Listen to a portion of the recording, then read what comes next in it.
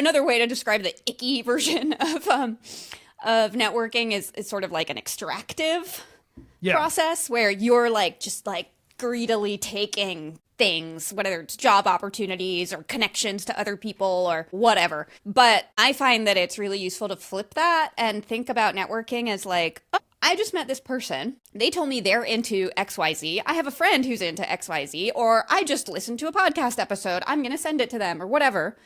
And really think about it in terms of like, how can I be generous with my knowledge and network? And, you know, even if I'm a newcomer to the field, right? Like when I was 30 when I went to did my first tech talk at a tech conference, software conference. And so, you know, meeting people there and being like, what are you into? I'm into that too. Or, oh, what are you into? Oh, I don't know anything about that, but I just talked to this person over there who's like super into it. You two should meet, you know, and thinking about it as more of like, what can I contribute? And then the flip side, the kind of goes around, starts coming around. What you put out there then eventually works its way back, and you start getting people who think of you as like, oh, I remember I met Anjana. She's that girl who's into functional JavaScript or whatever it is. Then they start thinking of you when an opportunity comes up or when they hear about somebody else doing something cool in the field. So I think that thinking about it in terms of not like, what can I get other people to do for me, but what can I do to help other people with what they're trying to do? Yeah.